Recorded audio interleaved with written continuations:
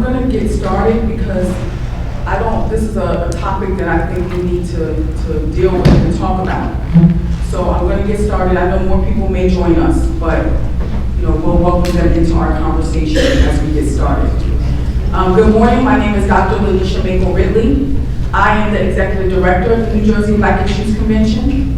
I'm also a mom of a 3-year-old.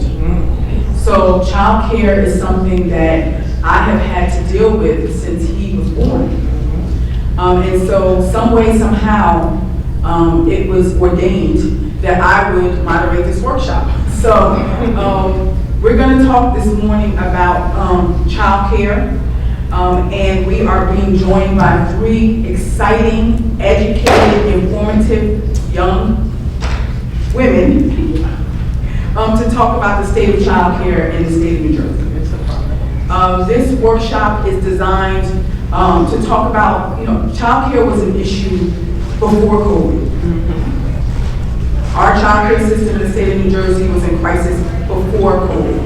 However, after the state ordered child care facilities closed in March of 2020 through June of 2020, the child care crisis became apparent. After COVID, the number of child care sites has diminished. The number of slots that are available for parents who need child care has diminished. And also the child care workforce has been decimated. We are going to talk today about the crisis of child care in New Jersey. And we're not going to leave here today just talking about the crisis. We're going to leave here today talking about what we can do about this crisis. So without further ado, I'm going to introduce the panel. And they are going to begin to answer some questions about child care in New Jersey. My first panelist is Anna Verdesia. She is the director of the Center for Positive Development of Urban Children at the John Watson Institute for Urban Policy and Research at Kean University. She has worked in 6 critical areas throughout her career: support for women in crisis, early childhood education, higher education, coaching, leadership, and culturally responsive practices. She began her career as New Jersey's first bilingual, statewide 24-hour domestic violence hotline coordinator at Women's Space Incorporated. She provided crisis counseling at the YMCA of Trenton's Rape Crisis Program.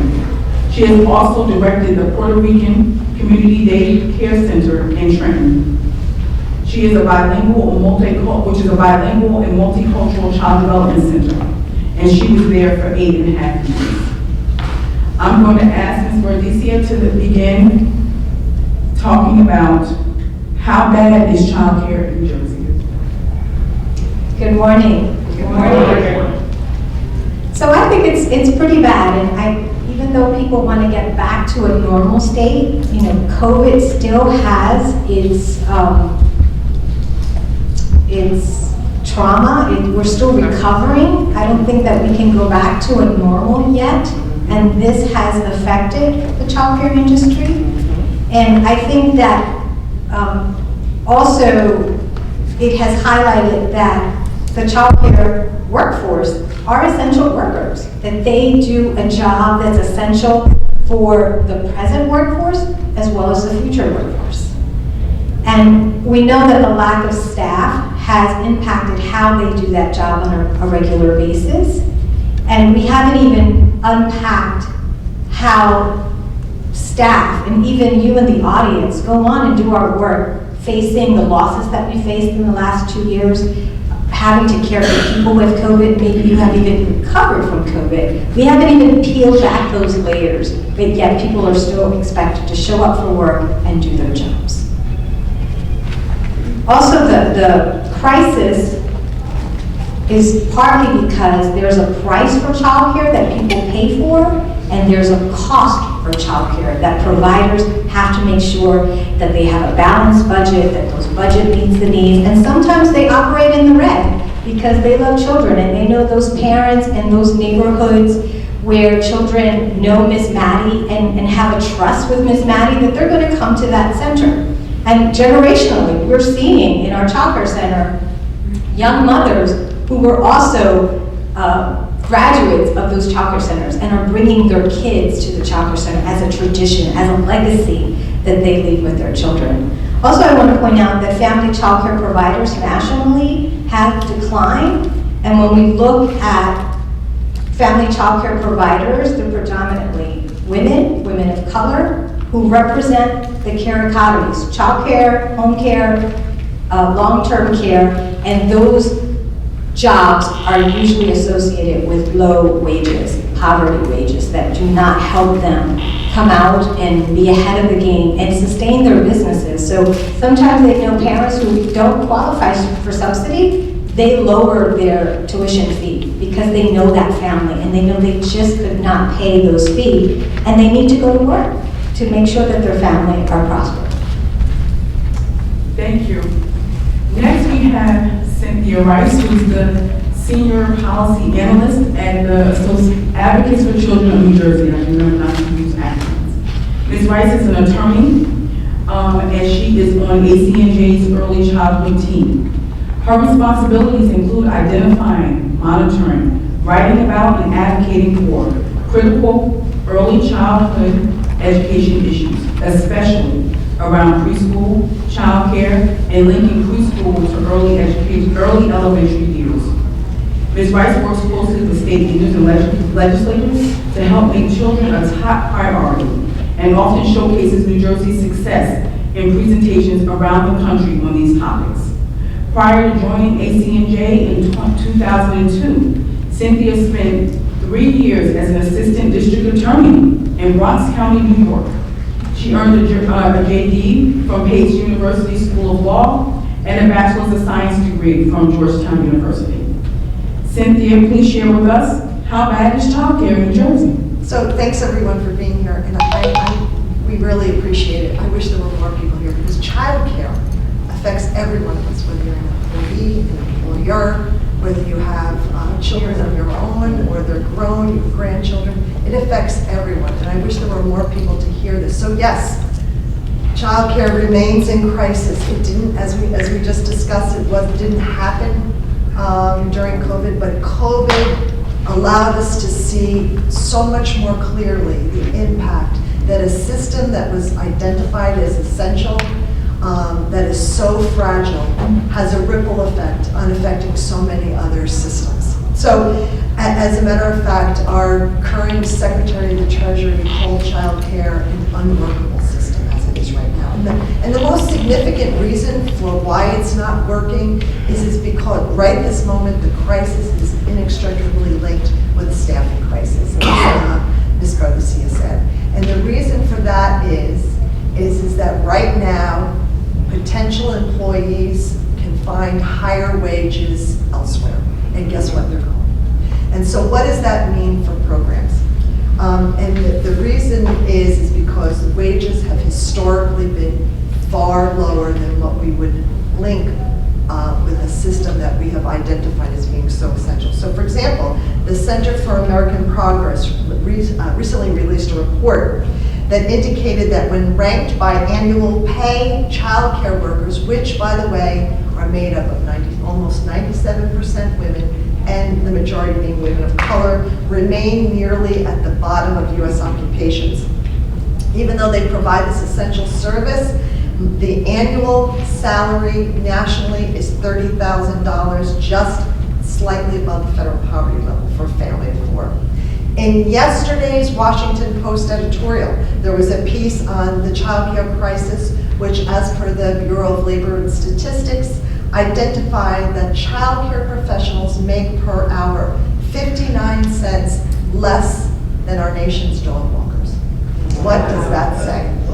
Now, this is a problem for working families, particularly moms, and I know we're going to talk a lot about that because 70% of women with children are in the workforce. And so this balance of finding care and going to work has become primarily on the backs of our women, and primarily women of color. I do have to say I'm a policy wonk. I am hopeful because for the first time we're talking about this, both at the federal and state level. And there's hope that some of these issues can be addressed. There's conversations that we're having with our members of Congress as well as our state legislators. And I'm really sad that some of them are here today and they're not participating in this, but we'll get them later. We're talking about how is it that we can begin to solve childcare. Thank you. And last but not least, we have Winifred Smith Jenkins. She is the Senior Director of 3 family-owned and operated child care centers, Zadie's Nurturing Den, which is located in Summit, in the Oranges, and in East Orange. As the Senior Director, she works closely with the management team at Zadie's Nurturing Den and Zadie's Early Childhood Center to provide strategic vision, leadership, and program design expertise. In addition to her work, she is also a mom. That's important. She is a mom of 5 children, ages 6 to 16. And she is here to represent the Child Care Center operators. Ms. Smith Jenkins, how bad is child care in New Jersey? Oh, it's bad. So I can speak totally from being on the front lines. I predicted a total collapse in September. I'm happy I was wrong, but I can tell you we are very close to it. At our center, we started running kind of worst case scenarios. How many people need to call out before we need to start closing classrooms? Before we have to call parents and say, unfortunately, we have too many people out, we can't open. You know, we keep competing with Costco and Amazon and BJ's and Target because they can provide a higher hourly wage than we can provide. They provide better benefits than we can provide. But childcare truly is a public good. We are the workforce behind the workforce. And without us, our economy would collapse. So the same way we kind of looked at the automobile industry and we bailed them out, we've got to provide substantial and sustainable funding and investments in childcare, kind of the same way we do our public, you know, our public schools. I had a director call me just the other day. She has 12 staff members, 5 of them called out. How do you operate like that? And you might be able to get through day 1. You might even be able to get through day 2, but by day 3, you've stressed your system and you're going to have other people calling out. We mentioned that the majority of the industry is women of color or immigrants. Older women, I can say older Black women, older women of color, have really sustained the industry. People who are coming in, as far as the workforce, people who are coming in, the younger women who come in, they're generally in a transitioning between, you know, trying to figure out what they want to do next in their life. And so these women were able to take these young ladies under their wing and mentor them and you know, either keep them on that trajectory of staying in the classroom or helping them onto their next, you know, journey. We're missing those women. And without them, these young women are just floundering. And so you'll have women who show up, they work half a day, never come back. You'll have people who will say, I'm coming for an interview and never show up. So when they talk about the workforce shortage, we are feeling it definitely on the front lines. Thank you. And as a mom of a 3-year-old who goes to childcare every day, it was hard. You know, I was lucky that I chose a center that did not have to close their classroom. But I, as a single mom, depend on childcare. And so we're going to talk next about where and who is the childcare crisis hitting the hardest. And I'm going to start with Winfrey. I would say it's hitting everywhere and everyone. I don't think anyone's immune from the childcare crisis at this point. From business owners, whether you're a Fortune 500 company, to small business owners like pizza shop. But the reality of it is, it's hitting African American and women of color the hardest. It's hitting women the hardest. You know, I keep playing around with the idea. During the shutdown, I said, I didn't sign up for this. My kids were home. I'm like, my hat goes off to stay-at-home moms. I really appreciate them, but I didn't sign up for that, and this isn't fun for me. And you're starting to see parents who are also feeling that stress. My husband was going to work. He's an officer. He was going to work, and I was home. And I keep saying, well, what happens if women start saying, I'm not staying home? Will it change? Will all of a sudden industry start to say, we may need to really work on this. We need to figure this out.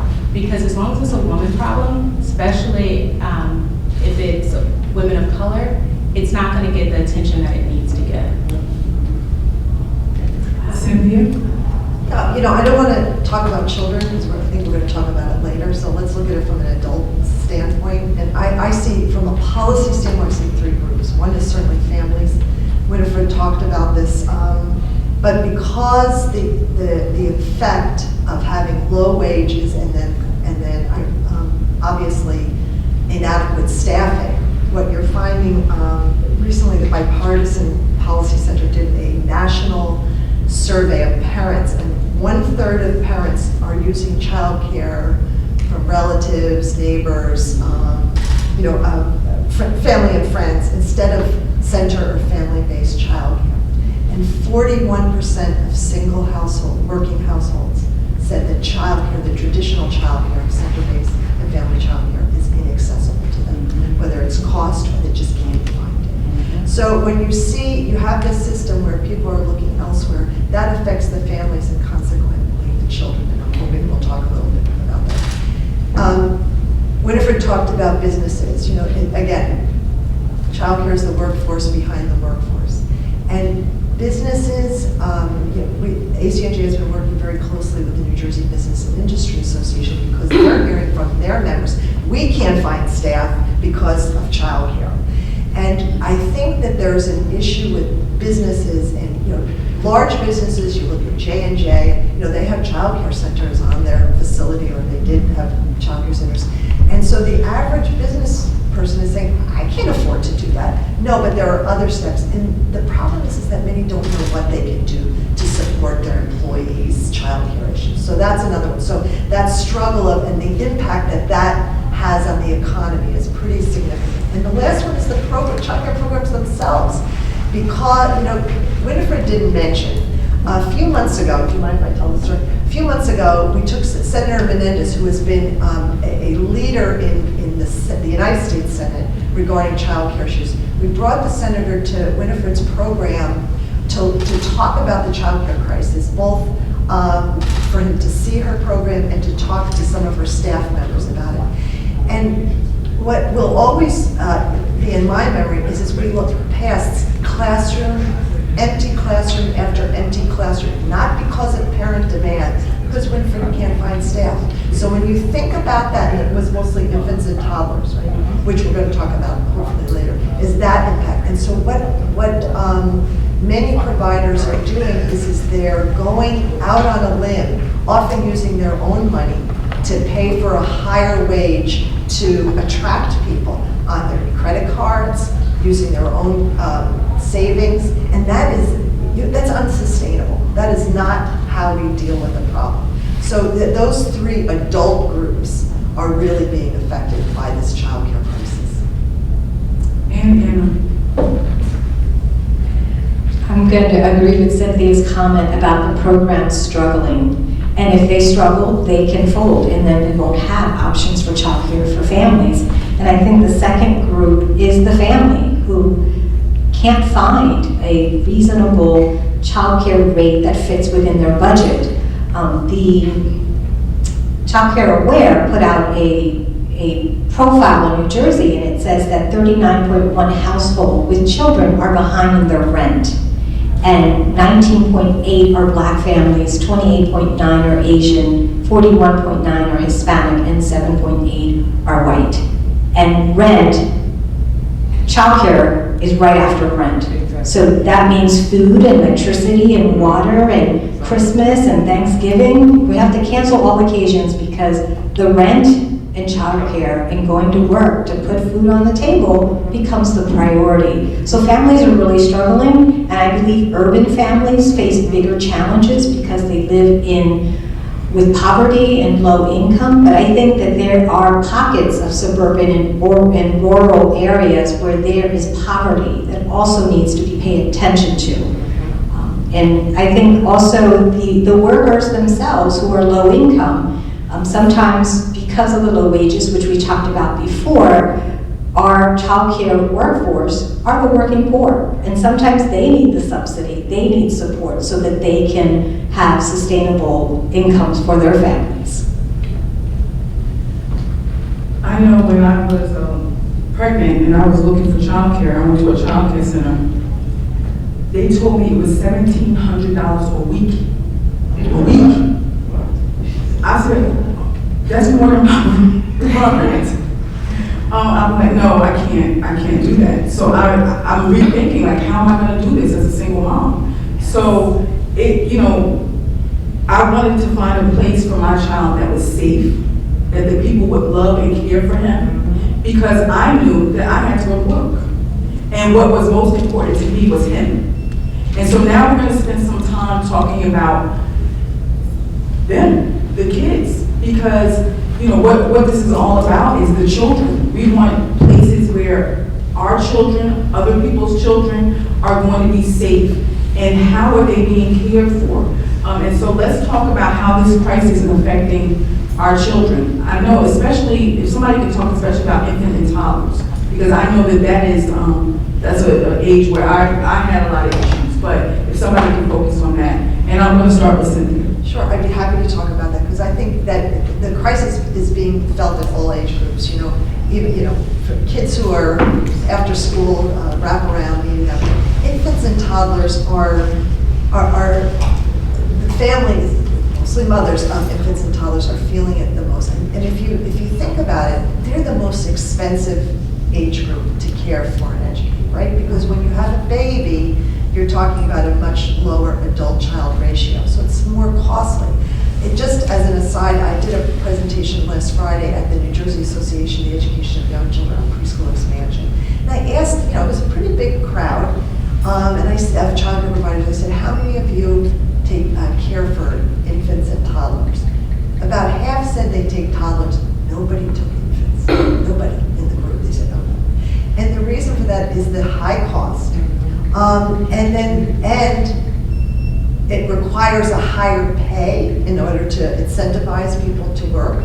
Think about what that description that that walk that Senator Menendez took and saw all these empty classrooms, because you can't find people who are willing to work with infants and toddlers.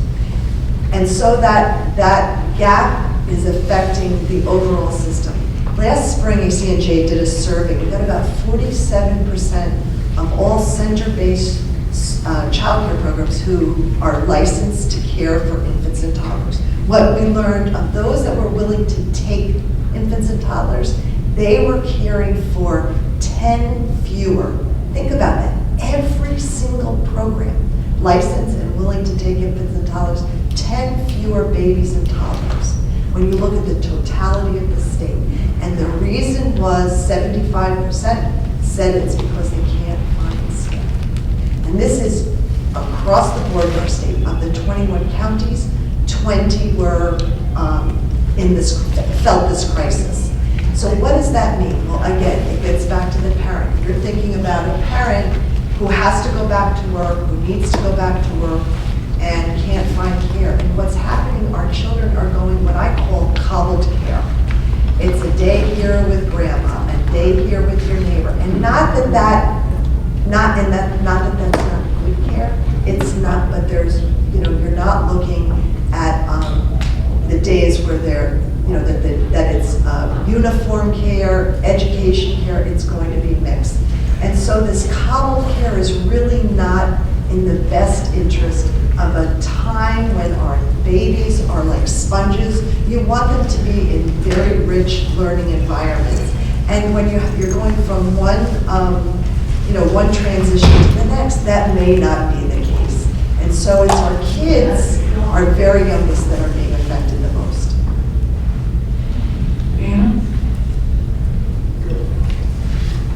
I would like for New Jersey to support family childcare providers as kind of the, and maybe I have a bias because they're in a home where an infant and a toddler can feel that they are like at grandmother's house, that there's my little brother who's a toddler, he's there with me, they're not in separate rooms, and maybe there's a preschooler who's also my brother or my cousin who's in the room with me. You know, that continuity of care is so important. And I think family childcare providers, they're entrepreneurs. They're not just childcare providers. They're providing this business to support their own families. And I think that there needs to be a lot more supports for family childcare providers, as well as childcare centers that are having infants in toddler rooms. And the childcare industry is highly regulated. It's not like you can decide one day that I'm gonna open a childcare center. I love kids. There are so many regulations to make sure that it's safe, that it has an enriching curriculum, that it has nurturing staff, that it has certified staff and CPR, and a lot of I's to dot, T's to dot, and what is the expression? There we go. T's to cross and I's to dot. Thank you so much. Got a tongue twister there. And in programs, when we have this fluctuation of staffing, what happens is that continuity of care is lost. If I have a substitute teacher that I see maybe Monday and Friday, because that's the only days they can come in, and then there's somebody else on Tuesday and Thursday, there isn't that continuity of care, and children are being affected by that. For me personally, the crisis in staffing also blocks being able to have diverse people in the classroom. African American, Latino teachers that understand the community, that speak the language of the children, that know the nuances of growing up Black and growing up Hispanic and growing up Asian. And I think with this crisis in being able to find teachers or even youth and college students that want to consider a career in education, long term, we have a lot of work to do to continue to create pathways for students to consider education as an option for their career. So, we are neurodevelopmental architects for our babies, right? We are building brains through relationships, and our babies really need consistent, predictable routines. They need to know that Miss Ann is going to be there every day and when they arrive. They need to know that, Johnny will be there in the evening to help with aftercare. But our babies aren't getting that. And I can tell you that with all the things that happened during COVID, it feels as though our babies are about a year to 2.5 years behind, academically, but also, more importantly, socially and emotionally. That creates a significant amount of stress on the workforce that's there, right? So it still goes back to this workforce that's overly stressed, right? You don't have enough people in the classroom, or you're right at ratio. We have always prided ourselves on having a very robust infant toddler program. This summer, I spoke to both of my directors and said, hey, we really need to look at maybe limiting the number of our infants and toddlers, because staffing is at such a premium. They need a 4-to-1 ratio. We may need to look at the students, may need to look at bringing in students who need a 6-to-1 ratio or a higher ratio, because we just don't have enough staff to support the infants, right? So that's a huge deal. I want to also talk about how well we support our workforce is how well they can support our babies. So you're now starting to see a lot more news stories about weird things that are just unprofessional that are happening because you have a workforce that's not really trained or well-versed in being able to take care of children. I just saw an article where the employees were putting on screen masks, the mask that's the screen face, and coming in scaring children because they were being quote unquote bad. And I'm like, who would think this is a good idea So it just goes back to how overwhelmed the system is and how that will impact our babies and how COVID has already impacted our babies and our families. Can I just, if you don't mind, can I just add one thing? In listening to this from both Anna and Winifred, and so one conversation that is not happening nearly enough is the conversation around quality.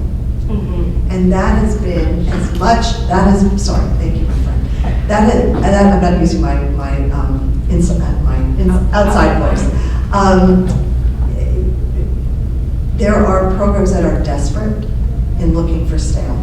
On a call about a year ago with Congressman Sears's aide, a provider from his congressional district said that over the summer, they hired two 16-year-olds who had no training, but that we were willing to take the minimum wage, the rate, and but that meant they couldn't be alone in the room with the child, they couldn't take a child to the bathroom, all of these things that are obviously important to protect the children. I'm not besmirching these two 16-year-olds who found and got a job for the summer, right? But what it said was, she said, I just needed 2 breathing people to be in compliance. We want more for our children than that. And so we have moved away from quality, that conversation that was so critical, that remains so critical, all because we just don't have this staff. And too many people are hiring because they're willing to, I don't want to say take anyone, but they're breathing, and they're willing to work for what they're willing to pay. And that it just is not what we want for our children. And another group that we forgot to talk about is our children who have special needs. And how, I can tell you, they were exacerbated because of the shutdown, right? And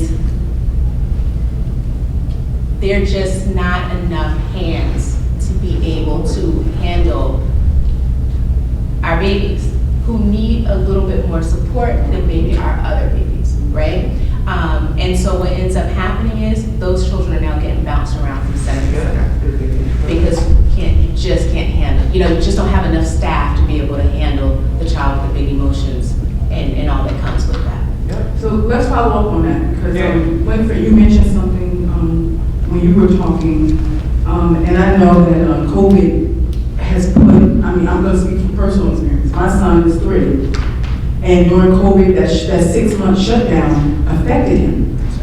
He couldn't go see, his favorite person. And he's a child that kind of latches on to people he knows, so I can't get rid of him, right? So, but he also, at daycare, he latched onto his provider. And when he moved from class to class, he was still in the same center, but he was able to see them. But what also came through was, he had some delays, developmental learning delays. And so I want to spend a little bit more time talking about how COVID has affected the children in that way. And what are we seeing, and what is this doing to the child care crisis in New Jersey? Boy, that's a loaded one. So you have to think about the mom who, we're gonna look at 2 moms. Think about the first mom who was working, but also trying to be an activity director, also trying to run a household. How do you do that? And then also trying to just emotionally and mentally understand, how did the world just shut down, right? And so if you can't understand it, how can you help your baby understand it? And it's really hard when you're on Zoom, because I've tried to also entertain a younger child, right? And so the pandemic impacted families differently depending on the ages of their children as well, right? And so the skills that children would have learned in those classrooms, sharing, just hearing language, not hearing while on Zoom, right, and hearing one side of a conversation, but that serve and return, that back and forth type of conversation, they missed. And as much as we want to say we're superhuman, we couldn't do everything. And so as parents, we were, I don't know, for me, I was more like, okay, so the little one, we'll just kind of keep trying with you, but I need to make sure these other girls who are in high school, like, you're doing your work, you're doing this. So who was your focus on? Who was watching those kids? And again, how can you If you can't hold yourself and you don't understand what's going on in the world, how can you help someone else? And then you think about the parent who is having to go out into the scary world with this virus, and how that must have felt, wondering, can I come back into my house? What do I need to do? How can that parent also, handle this child and provide all that this child needs? Family childcare centers provide such an invaluable service. We're not trying to cook dinner when we're in our classrooms. We're not trying to do laundry when we're in our classrooms. Our focus is really on that child and making sure we build their brain the best way possible, and having all of those amazing interactions, allowing them to get on the floor, play with their friends. There should be no zones in a classroom. When I'm on Zoom, there are a whole bunch of no zones around me. Like, no, right? And so I think that when you don't have those experiences, when those experiences are taken away from kids, even the slightest delay becomes monumental. They're not that old. You mentioned language delay, so think about the child who may have a hearing disability or vision, and then you have the mask. And so their ability to hear or to watch the lips has affected the children's ability to speak. And here's the thing, what happens when they become 3, first of all, they would be eligible for early intervention in a perfect world. And then at 3, they become, I don't want to say the responsibility of the district, but assuming that they're identified as having a disability or preschool disabled, they're spilling into an already stressed public education system. So you see, so it trickles up in that way. So that's another issue with children with special needs from this. I just wanted to piggyback on that, what was said earlier about mentoring, having an older person mentoring. So sometimes when childcare centers are really good with special needs children, they model for the parents how they could deal with these behavioral issues at home. And giving your child over to the childcare center while you go to work, that's respite from working really hard to understand this special needs child and what makes them tick and what are their triggers, what makes this behavior accelerate and how behavior falls apart. So I've seen early childhood teachers and centers really tell, well, Mom, this is what I do when he does that. And Mom says, oh, that works? So let me try to do that. And that's a way of really creating really rich parent engagement. You're absolutely correct. There's some things that they taught me that I would have never thought about. These like little pocket things that he loves those. I mean, I had to buy him by the case so that he would, have something to do. So you're absolutely right. It is, but COVID has affected our kids in a way that I don't think they'll recover from for a long time. Let's talk now about solutions. We've highlighted the issues, we've highlighted the problems, we've highlighted the catastrophe of the system. But how do we fix the system? Because we need childcare. We need childcare. People need to go to work. They need to pay their bills. They don't need to be behind on their rent. How do we fix the childcare system in New Jersey? So let's talk about some solutions to that. And I'll ask you to start. That's big. I have like 3 pages of solution, but only 2 minutes. First, I would continue to echo what Cynthia said about quality, that we've lost that even in our vocabulary. We're really just trying to survive, and we really need to get to a place where we're not only surviving, but we're thriving. And so we have to return and echo what research says about the access to high quality childcare center, that it helps children cognitively, academically, socially, emotionally, and in the health domain, that it has long-term effects of education and employment and economic gains for them as they go on to obtain a K-12 education and a college education or an apprenticeship or a trade so that they can go on to earn money. I think we need to look at racial achievement gaps because brown and black and brown students are not graduating at the same rate. They have racial disparities that get in the way and barriers, and And unfortunately, one day I will stand on the stage and say racism is dead, but this is not the day.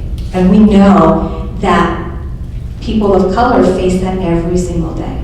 That it's something that is a barrier, but it also builds resiliency. Because my center, the Center for the Positive Development of Urban Children, we want to look at how urban children are vulnerable, but we also want to look at their resiliency, their strength, what they bring to the table that might not be in our equation. I'd like to see us match our reimbursement rate with the real cost of childcare, so that centers are not on a shoestring budget, that they are able to, when Abbott first started, as Cynthia will know, we talked about comparable salaries and comparable benefits, that teachers who worked for the district would make, teachers who work for nonprofits would make the same as teachers who work for the districts. Well, we need to make sure that those district budgets can also be in center-based budgets, and that they can have overhead costs that includes facility improvement, and a van, and a cook, and maybe a nurse on staff, or a psychologist that comes in once or twice a week, that we need to resource them to be successful. And nobody wants to talk about compensation, but we really need to look at worthy wages for an essential workforce that does so much for the future of our workforce and the present workforce. And then I also have, I just want to highlight 2 generational programs. We can't just take care of children. We have to be able to engage their parents and be able to resource them with GED classes, with how to save for college, how to buy a home, how to go back to school and get a college degree, even though they might be in their 50s or 60s, because it's never too late to do that. Right? And again, more supports for family child care providers and more professional development around culturally responsive practice. Those are all my solutions. I'll give you all my pages. Cynthia? So, from a policy standpoint, this is a little different. Is that I think that we need increased funding and policies that support, that funding can support, that move us from being emergency or crisis driven to systems sustainability. And that is, we will be taught, I mean, I'm getting ready to retire, gang.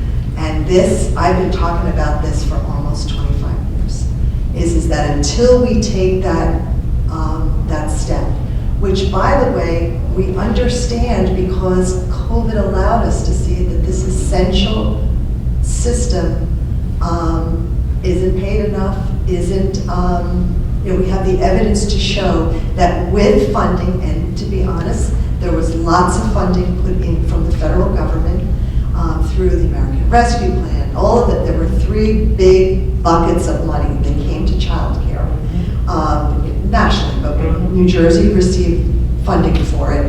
And we have the evidence to show that with an infusion of dollars that were handled or addressed by the state, that was used wisely, that their programs kept their doors open. We've done a lot of surveying of providers, and they said that there's 2 things, and what I'm going to talk about in a second, but that infusion of funding has allowed them to stay open, even though we're still in a crisis. Here's the problem, and I talk to legislators or their aides, both on the state and federal level. They're skittish about giving more money. We're at that point. There's many of them are saying, well, we already gave so much money to child care. Well, when you starve a system for decades, that's the problem. It's not finished. That has been the problem. But they're skittish because they understand that any real solution is going to cost a lot of money. And so there are 2 areas. One is the way in which we pay for child care. We support low-income working families through what we call a subsidy system. And so right now, in which most providers who accept child care subsidies for low-income working families say that the single most important COVID policy change by our State Department of Human Services was how they pay out the subsidy rate. So right now, it used to be based on attendance, and this is the Reader's Digest version, but it's important to understand, is that if if at a point every 2 weeks, if a child is out 80%, you're not going to get the full amount. Okay? Now think about if you had that way of funding the public schools. I'm sorry that your third grade, it's December and you've had the flu and there's a lot of kids out, so you're going to get less money. That's exactly what childcare programs who accept subsidy, that's what they experience all the time. The policy shift was almost immediately. The Department of Human Services changed in which it was based on enrollment, not attendance. So and it was March the 1st, that was 2020, how many kids were in the program, enrolled in the program, and that's what the payments continued. You talk to most providers, that kept them open. Think about those months in which only those programs that cared for and educated children of essential service workers were open. All of those closed programs. And you know what? It didn't matter if it was a program like in a low-income community where the majority of children are from families that are eligible for subsidy, or 10–15% of the kids are. It's a stable source of revenue, and that was taken away. Here's the problem. We have continued to pay that, but it ends December 31st. I'm getting calls all the time. What are we going to do? They're going to go back to attendance. In fact, Rutgers is doing a huge study. And you know what? What are the benefits of attendance? There are none. It's cheaper. That's what it is. So that is one. So again, you're talking about funding to support a stronger policy. And the other one is the workforce. So what we're talking about, higher wages, that in a recent conference that I went to, a child care provider said, $20 is the real minimum wage. I think it's higher than that. $20 is the real minimum wage because you can't get anybody to work, and especially anyone with some background or has some foundation in how young children learn. So and we're doing a lot of peripheral things. Right before I came in here, I was on a call. What if we made child care staff eligible for subsidy? Could that retain them and incentivize people to work if you know that your children are going to be in that? Well, what does that mean? How much is it going to cost? All those things cost money, but it doesn't get to the fact that the majority of women who work, again, that 90%, are making $13 an hour right now, and on January 1st, they're going up to $14, which is giving a lot of agita to child care directors. So, I was frantically writing because I was like, ooh, I don't want to miss anything. We must invest in our future. So everyone said it really nicely and eloquently. We need to fund childcare as a public good. The same way we pay for our K-12 schools, we need to pay for childcare. Parents have a choice generally when they're looking for childcare or family childcare. They either want to put their children close to where they live or close to where they work, right? And I can tell you that when you have those types of choices, the privilege that that provides, childcare is the best that America provides. We have Democrats, we have Republicans, we have parents who are gay, we have parents who are straight, we have parents who are black, brown, white. But the one common thing that goes through all of these parents is they want the best for their children, right? And so, can you imagine what it would look like and how our country would be less divided if we decided, okay, let's invest in our children. Let's allow parents to choose wherever they want to go and not have to worry about how they pay for it because it's already paid, like our K-12 system. And if we invest in our children, then that means that there's a huge investment in our workforce, because this is the only workforce that can't provide the service that they actually provide, right? So if you think about it, someone who is parking cars, they can pay to get their car valet parked. A doctor can pay for medical services, and a lawyer can pay for lawyer services, right? But legal services, there you go. But childcare workers can't afford childcare services. There's no way I could afford to put my children in where I work without a discount or a subsidy, or because it's my parents just not having to pay. And my teachers are in the same boat. And that's a big problem as well. So we have to make sure that as much as we want to support our children, we want to make sure that they have the best future possible. run through our teachers, so we can build that workforce back better. But the Department of Defense does this, right? They know that in order for their people to be militarily ready, if that's a word, right? They need childcare. They need to make sure that they're not going off fighting somewhere and, you know, the children are stuck at home with someone. And so they provide it, and they pay based on the salary scale, the salary scale that they have put out for everyone else. That's how we do it. New Jersey's done this. Let's not forget, New Jersey literally has the blueprint. They did the Abbott program. So instead of just saying we need to do preschool expansion, we need to say we need to start at birth and expand.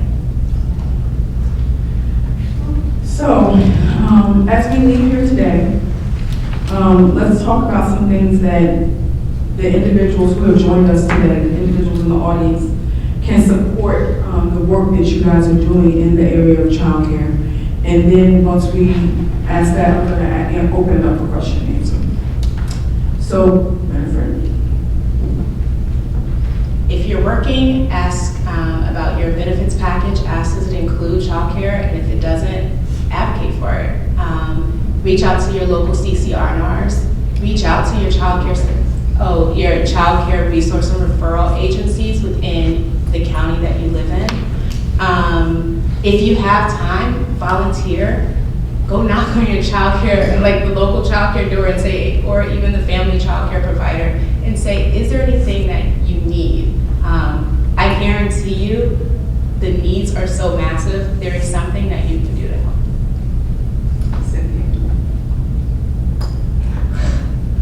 I have points down, but I just want to say a couple of things. People who you vote for, when they hear from you, they do listen. And so all politics is local. Don't forget it. And whether it's the United States Senate or a member of Congress or the many legislators that are here today, when they hear from you about this issue, about how are they addressing it, how are they addressing it, you put them in office, you can take them out of office. Yeah. I think that this is a topic that they don't hear. I mean, they hear from us. I know they hear from Winifred, but it's a small group, and our voice is loud. But boy, when you start hearing from constituents, it's a very, very different message. And then I started in saying I'm hopeful. I am hopeful. You know, we were so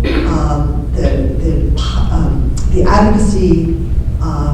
Our advocacy partners were so hopeful about Build Back Better, because remember I said it was moving from crisis to system sustainability. That funding would have done that. And if you remember, it was, I'm just going to diss Senator Manchin for a while.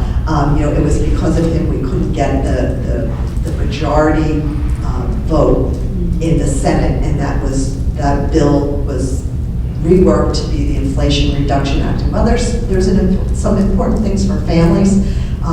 You know, medical costs, prescription costs, a wonderful thing. Not a dime for childcare.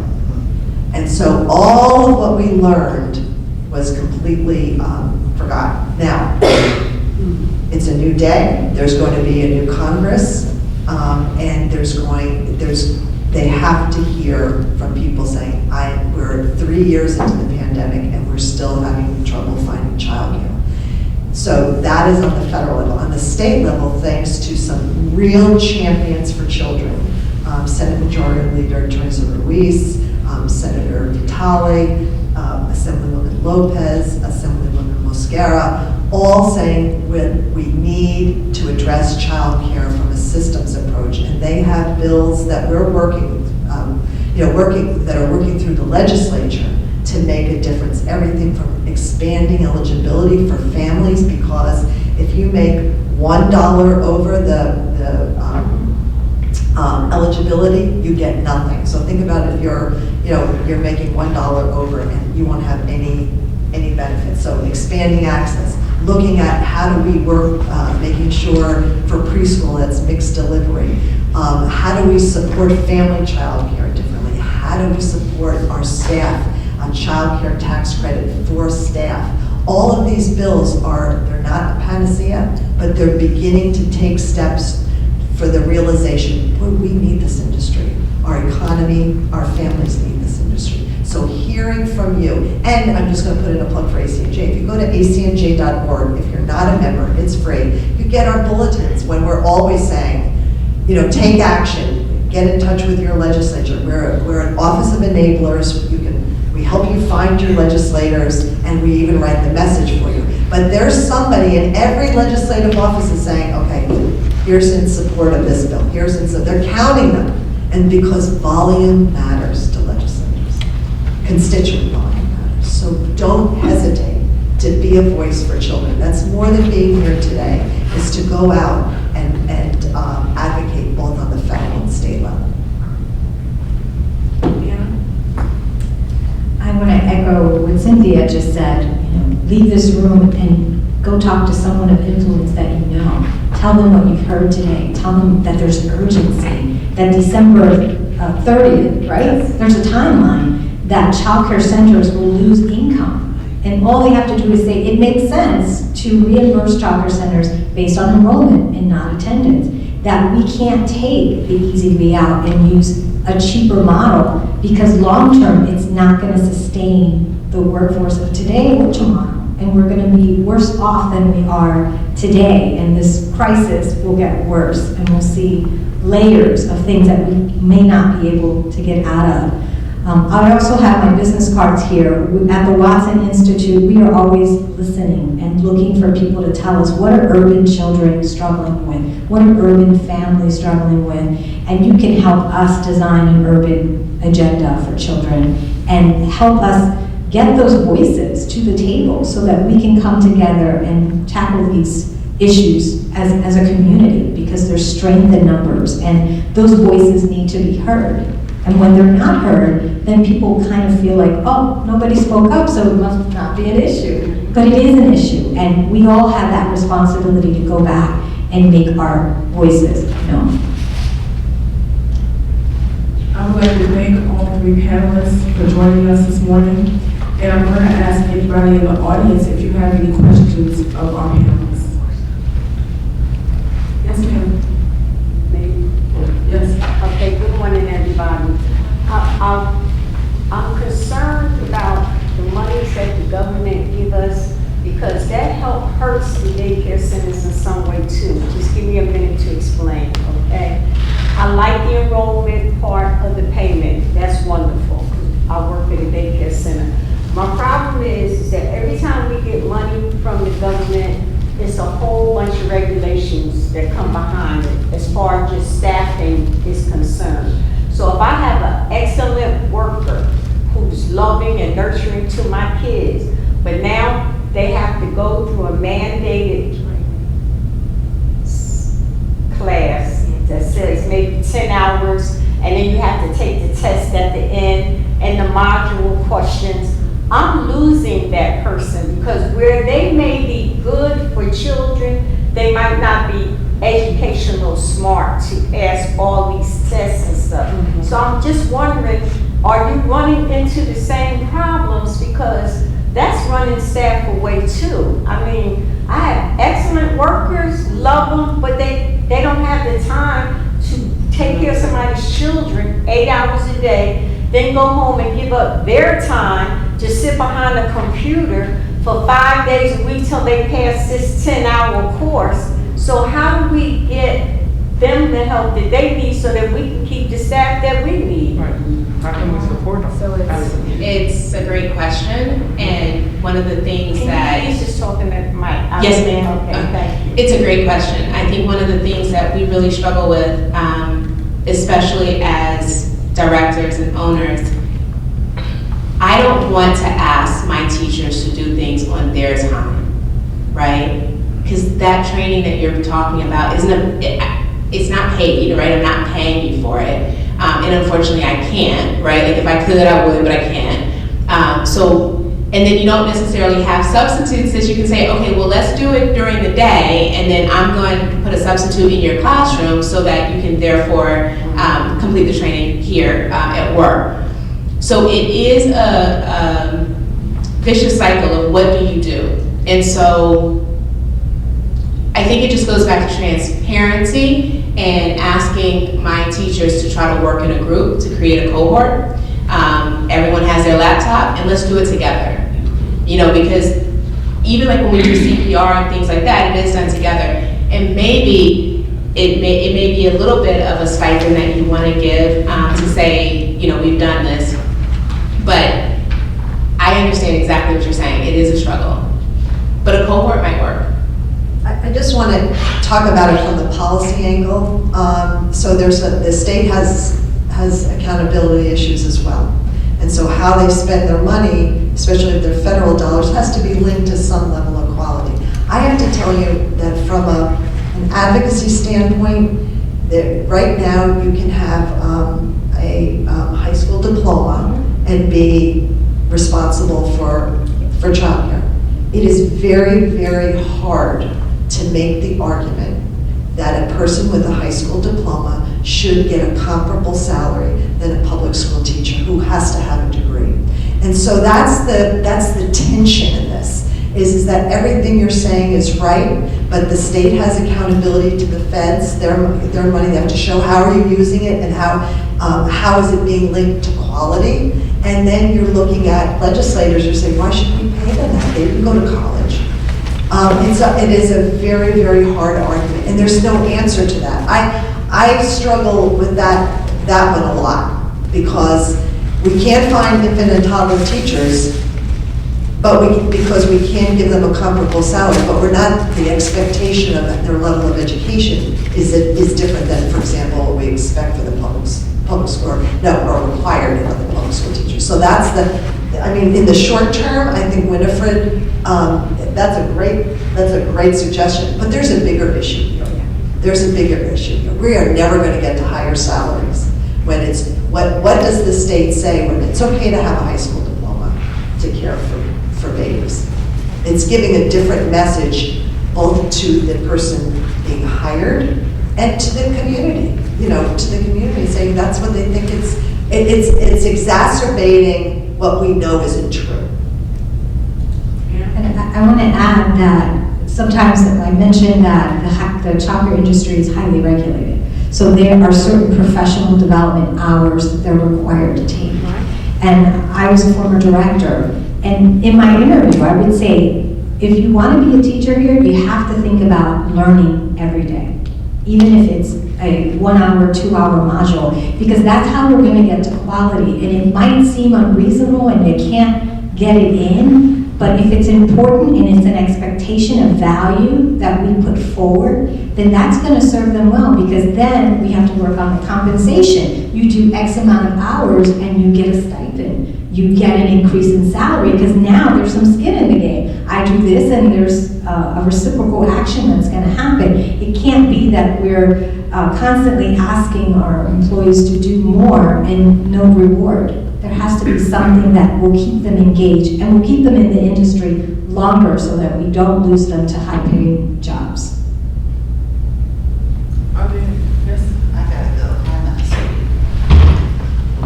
Yes.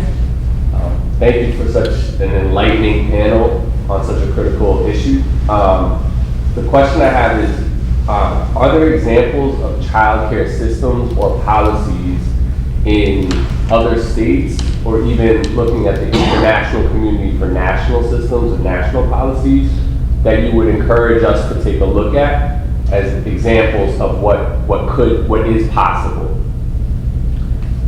So the short answer is yes. There are lots of programs in Western Europe that provide childcare as part of their education system.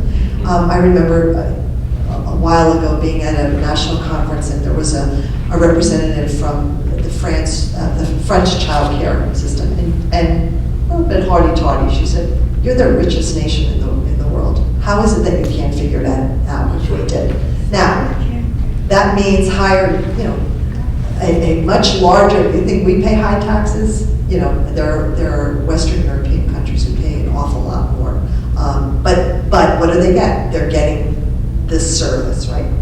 One of many services. So that's it. Now, the District of Columbia is now going to be paying their child care community, I And originally, using American Rescue Plan dollars, they gave everyone a $10,000 bonus, and now we're moving towards comparable salaries. My question is, I'm not sure how they can sustain it. It was used with federal COVID dollars. You know, it's not a state, it's a much smaller, you know, it's like a big, obviously it's a big city. So addressing those issues are a lot easier than looking from a state perspective. But they're looking, so I would look to DC. Oregon has done some very interesting things, Washington State. I have to say though, we're all dancing around the compensation issue. There's really nobody doing it well. There are pieces that are better. The fact that, you know, everyone can access health care, but childcare workers can't pay for it. So how is it that, that's the system, would that attract people? That's what some states are trying to work out, things like that. The one about the subsidy for child care workers, Kentucky's doing that, or is just beginning to do that. But we have no data as to how effective it is here. Because again, it was all, the impetus were these federal COVID dollars. So there's still a lot of data and research that we're waiting for right now.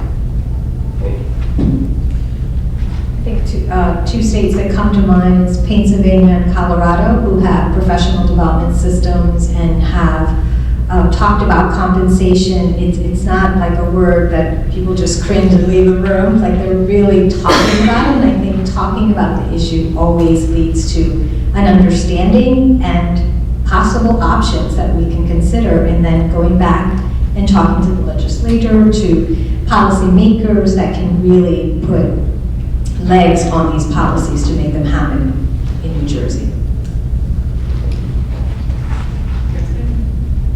So I work at a vocational and technical school, and we have a program for early child care. Is it possible to have that kind of quality, and you can basically pull from that resource for childcare? Absolutely. In fact, I was on a committee of higher education professors who were looking to vocational schools. I think they disbanded the committee, but we were looking at how we could help high school students graduate with a high school diploma and a CDA. Yes. And even provide them scholarships to continue to get an associate's degree in early childhood. So there are many pathways that we could talk about and implement when we get the community together, vocational school leaders with community colleges, with four-year institutions, to come together and talk about pathways and how we can support students to graduate from high school with a CDA and with a pathway for higher education. Thank you. Yeah. Yes, ma'am. But I think the question that may need to be asked of the students who are in those programs, where do they want to end up? And most of them do not want to end up working with infants and toddlers. Most of them want to end up working, like, as using childcare or as a stepping stone to get into the district, right? And so that's the other problem. It still doesn't really fix the problem that we're seeing in childcare centers or even for family childcare, because all the things that I've read about it is that it's just a stepping stone for when I work with, school-age kids. And then there's the money issue. That's really what it And is. really, because it is not a program that is, the state does not, I don't want to say support, but publicize it, because the reality is when you come out with a CDA right now, you're still not making it much money. So that's the problem, and that is how the state envisions this. This is not what is the message? It's not a viable career. Right. And that's just not acceptable. It's just not acceptable. We have time for one more question with Derek. We talked a little bit, first of all, just thank you, this is a really great panel. Talk a little bit about the challenges of supporting students with disabilities and how, in some cases, they were sort of bouncing from one center to another. So I understand the need for increased salaries and being able to pay workers, but is there any other resources that would be able to help, particularly child care centers, to be able to support students with disabilities? now, the state of New Jersey works with Montclair State University and King through their SEFI program, SEFI. As long as the program is private and not connected to a district, they can have infant mental health support for children with special needs. Depending on the special needs, we found some workarounds, which we're really proud about, because all of a sudden it's okay, now we can have, our students can have the support that they really need, even though we work, one of our centers does work with the district, while they're in a queue for special education services. So there are some workarounds. It's just about how creative the center can be about finding them. But it doesn't change that directors too are so overwhelmed right now, and unless the directors have the human infrastructure that they need, it's really hard to think about how to put out the house when the house is on fire, and our houses are just on fire. And there's just not enough. There's just not, I mean, we're talking about, there's just not, when we're talking about infant mental health, there's just not enough of supports for families, particularly, I mean, there's not enough supports for so many issues, which just became worse during COVID, but there's just not enough support. There's just not enough people who are working in this field to support the level of need. There is the New Jersey Association for Infant Mental Health that provides training to teachers, parents, and other providers in the community that have a special needs child, that has a child that has behaviors that are challenging, and they really give you tools so that you can go back and work with those kids either in a classroom or in the home. Thank you so much for joining us this morning. I am so glad to see people who are interested in childcare and know the importance it means to our economy, to our parents, and to our children. It is now time to adjourn our session because lunch started at 11:30. They're gonna kill me, but, so if you proceed to the atrium, you can participate in the midday clinic.